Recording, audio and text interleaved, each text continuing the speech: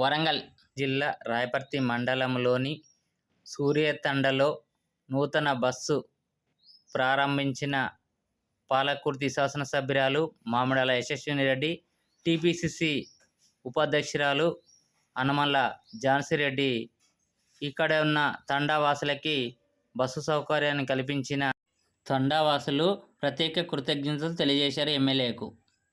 అనంతరం మండల కేంద్రంలోని ఎంపీడీఓ కార్యాలయంలో కళ్యాణ్ లక్ష్మి, సాది ముబారక్ చెక్కులను అందజేశారు. మండల సమైక్య భవనంలో మహిళా సమావేశంలో హాజరై మహిళలకి పావుల వడ్డీ రుణాలని చెక్కు రూపకంలో అందించడం జరిగింది. మహిళలు ఆర్థికంగా అభివృద్ధి చెంది పారిశ్రామికవేత్తలుగా ఎదగాలని మహిళలు పారిశ్రామికవేత్తలుగా ఎదగాలని ఎమ్మెల్యే గారు సూచించారు. ఏదైనా కానీ అంతే. ఇప్పుడు ఇల్లు కూడా 3500 ఇల్లు వచ్చినాయి ప్రతి నియోజకవర్గానికి. వాళ్ళని మాటల మూటలు కడుతుంది. 10 సంవత్సరాలలో మాటల మూటలు కట్టి ఎక్కడేమో వచ్చిందో ఇంకా నాకన్నా మీకే బాగా తెలుసు.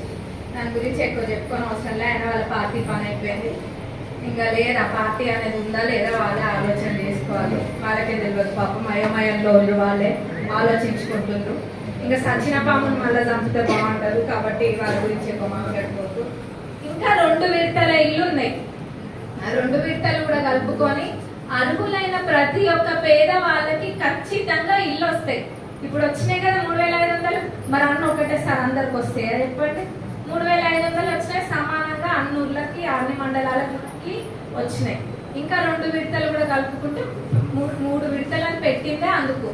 ఒకసారి కొందరికి ఇంకోసారి కొందరికి అట్లానే ఒకటేసారికి అందరికి రాలేవు. కాబట్టి ఏవైనా ఆ 2 విడతలలో కట్టుకొని ఇంకా మనకి ఇల్లు మీరు అడగాల్సిన అవసరం లేదు. 3 విడతల తర్వాత అందరికి ఆల్రెడీ వచ్చేసి ఉంటాయి. అర్హులైన వాళ్ళందరికీ కూడా.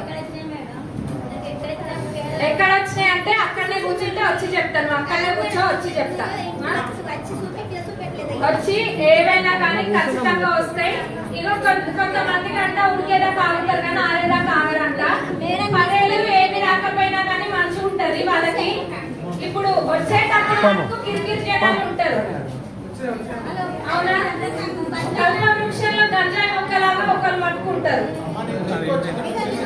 అది ఆలోచన చేయాలి. అంటే ఎంతసేపు మనకు నోరు ఉంది కదా అని చెప్పి ఆ నోరుని తప్పుడు విషయాలకే వాడదు.